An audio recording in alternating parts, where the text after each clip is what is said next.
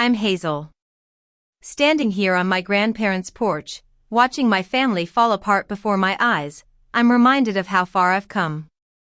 It was a battle I never wanted, but one I was forced to fight.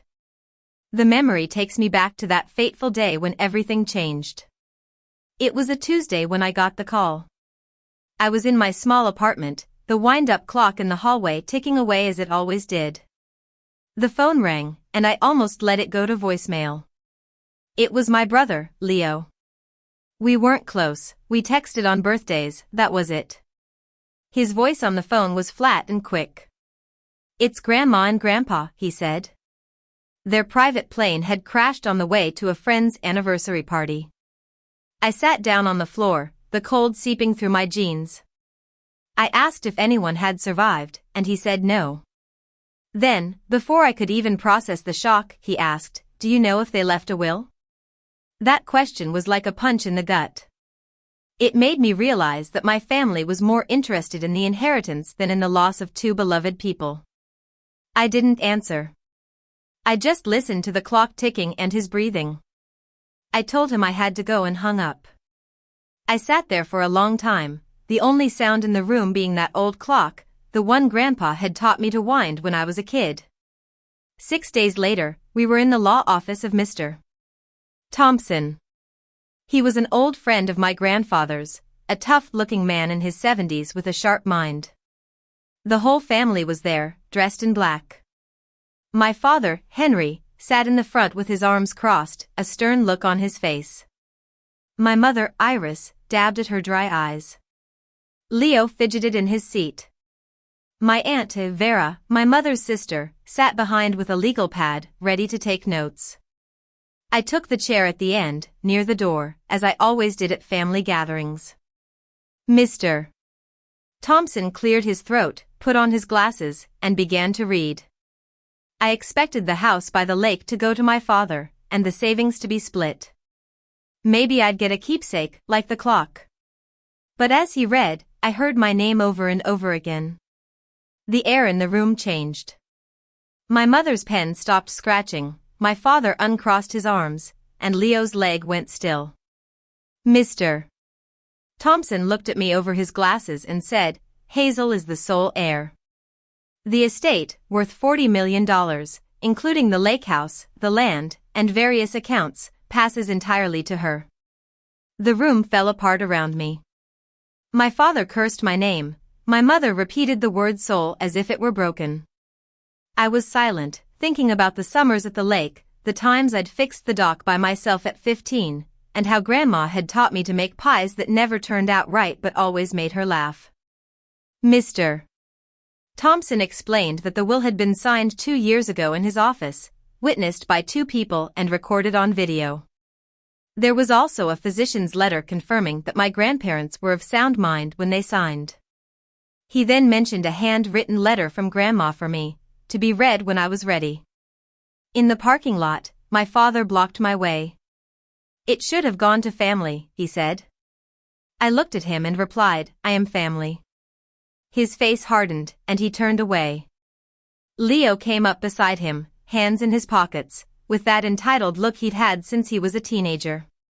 "You don't even live here, Hazel. You haven't lived here in 10 years, he said. My mother appeared last. She put her hand on my arm, her voice gentle but her grip tight. "We're all grieving, sweetheart. We'll talk soon when everyone's calmer." But I knew she hadn't given up, she'd just changed tactics. I drove to the lake house. It was a place I'd always felt at home, a place where my grandparents had always made me feel loved. I decided to move in. I couldn't stand the thought of strangers going through their things.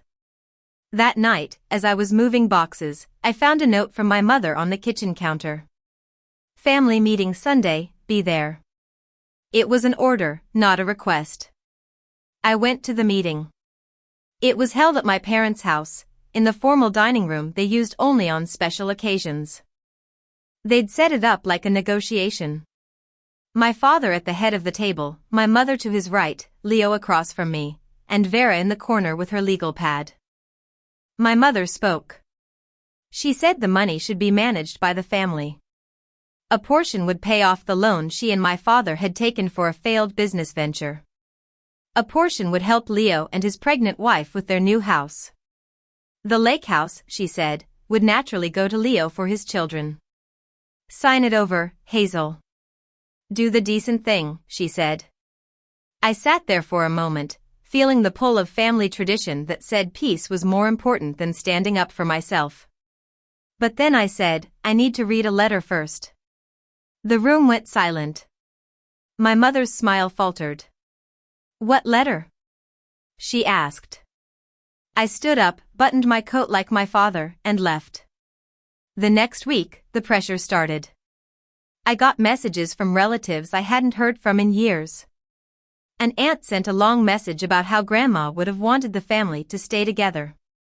A cousin sent old photos of me at the lake with sad captions. My mother sent a quote about generosity, and Leo sent a sonogram with a note saying, think about him. None of them asked how I was, they all assumed I was the problem. I recognized the pattern from my years in the army, where I'd worked in logistics. I made a file, screenshotting every message, dating them, and putting them in a folder. I didn't respond. I knew I couldn't let them push me into making hasty decisions. Vera called me on Thursday. We wanted to give you a heads up, she said in a cold voice. The family is prepared to challenge the will on the grounds of undue influence. I almost laughed. I'd been kept at a distance from my family, not swooping in at the end. But I knew a legal challenge could be a long and costly battle. Then she made a mistake. She got impatient and said, your mother needs this settled before the bank moves on her. I wrote it down. I called Mr. Thompson the next morning. He listened to everything without interrupting. He told me the will was solid. There were 2 disinterested witnesses, a video of the signing, and a physician's letter. An undue influence claim had to be proven, and the burden was on them. He also mentioned that my grandfather had added a no contest clause. If anyone challenged the will and lost, they would forfeit the $20,000 each that my grandparents had left them. I asked him why I was the sole heir. He said my grandparents had noticed things. They'd seen how no one had attended my graduation, how my father had treated me like a problem. They'd kept a record of it all. I had no idea they'd been watching and understanding my family situation better than I had. One Saturday, while I was at work, my father and Leo showed up at the lake house uninvited. They were walking around with a tape measure, taking pictures of the dock and the house. They'd trampled through Grandma's rose bushes to get a better view. When I got home, my father said they were just getting a sense of the place for valuation. I told them they needed to leave. My father was surprised that I had a voice, but he shrugged and left. Leo lingered, muttering that I didn't live there. But when he saw the boxes of my things in the window, he flushed. That night, I finally read Grandma's letter. It was in her old Bible, just where Mr. Thompson had said. Her handwriting was shaky, but I could recognize it. She told me she loved me and why she trusted me. She mentioned the times I'd fixed the dock, sent them cards every Christmas, and never asked for anything. She wrote, use it the way we'd be proud of. You'll know what that means. Don't let anyone tell you that family is just the people who share your name. Family is the people who would never make you prove you belong. I decided then that I wasn't going to let my family take what my grandparents had left me. I was going to use the money to build something, a foundation for veterans in our town and for the elderly who needed help with their homes. The family filed their challenge 11 days later. Vera drew it up, and my mother pushed it forward. My father signed the petition. That afternoon, my mother sent me a message saying, we don't want this to get ugly. Sign it over, and we'll drop everything. I didn't reply. I forwarded the message to Mr. Thompson and added it to my file. 3 days after the filing, my mother came to the lake house alone. She looked tired and afraid. She sat on the porch steps and told me the truth. The business venture had failed, and the bank was going to foreclose on their house. I'm going to lose everything, she said, her voice cracking. For a moment, I felt sorry for her. But then I remembered her actions and said, I'm sorry you're scared, but I'm not signing the house away. Let's talk about real help. Her face hardened, and she said, you always did think you were better than us, and left.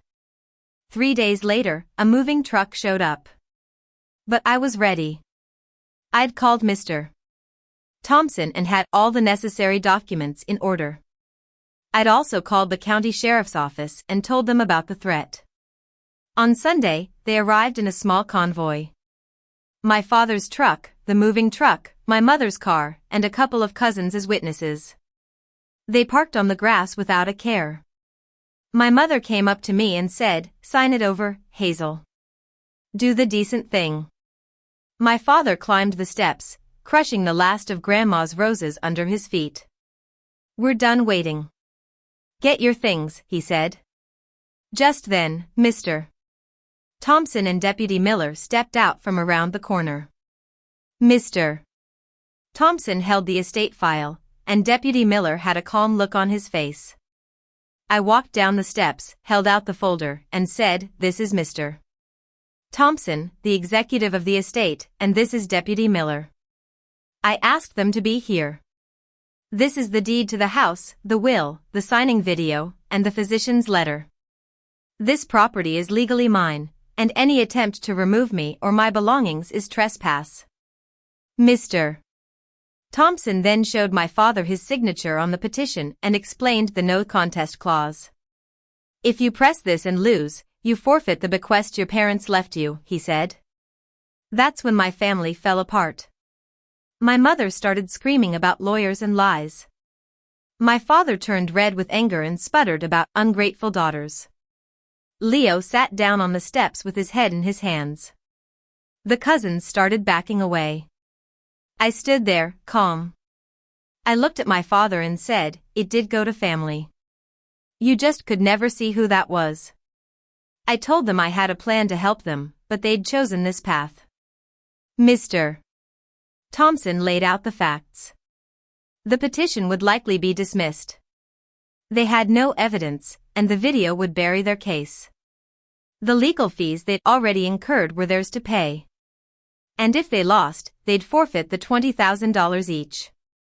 My mother heard the word foreclosure and sat down, defeated. I crouched down beside her and said, I won't save the loan, but I can give you the name of a financial counselor and a county program to help you restructure. She didn't thank me, but I didn't expect her to. The following week, I announced the creation of the Lakeview Foundation at the community center. The money would go towards scholarships for kids, roof repairs for the elderly, and a support program for veterans. The lake house would be the heart of it. 2 months later, the petition was dismissed. My family didn't contest the dismissal. My mother lost her house that fall. My father and I haven't spoken since. But Leo surprised me. 3 weeks after his son was born, he sent me a short message saying, I'm sorry. I wrote back, when you're ready to mean it, you know where the lake is. The foundation is now thriving. I still live in the lake house, wind the clock every day, and on summer evenings, I sit on the dock, listening to the water lap against the pilings. I've learned that family isn't about blood or name, it's about those who make you feel like you belong. And I'll never let anyone make me prove that again. This is my story.